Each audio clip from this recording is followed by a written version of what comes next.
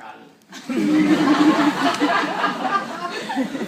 Devant un parterre d'éminents juristes me semble être d'une logique si évidente que j'ai de la peine pour mon confrère, qui, telle la cigale, a dû se sentir fort dépourvu lorsque la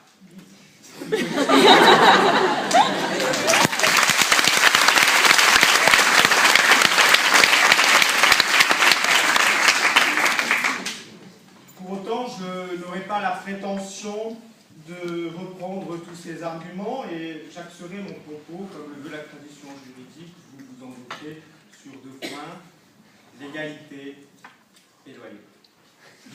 Tout d'abord, concernant la légalité, donc, permettez-moi, simplement en guise de mise en bouche, de vous rappeler la définition du vol.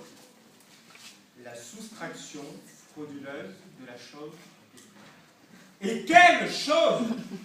Une des choses les plus inestimables, les plus pures, les plus merveilleuses de ce monde.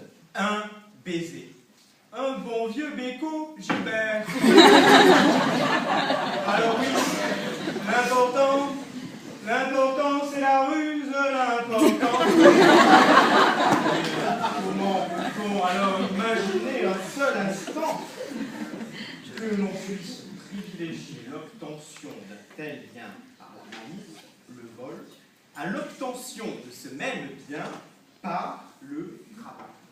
Car, permettez-moi de vous le dire, mais obtenir un vrai baiser est avant tout un travail de longue haleine.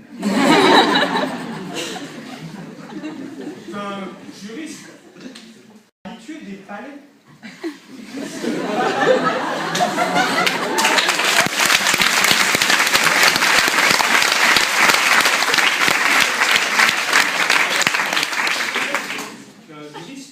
Valablement embrasser une telle cause, me laisse bouche bée.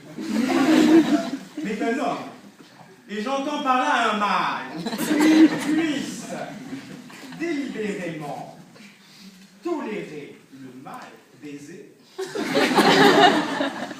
ça, j'ai grand-peine à la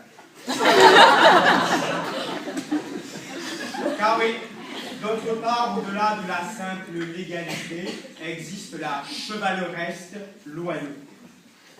Il me paraît qu'un gentleman, ne fasse qu'une bouchée de cette ancestrale vertu. Quoi de plus noble qu'un bon baiser de réussite? Quoi de plus frais qu'un kiss cool comme dans la langue de Shakespeare?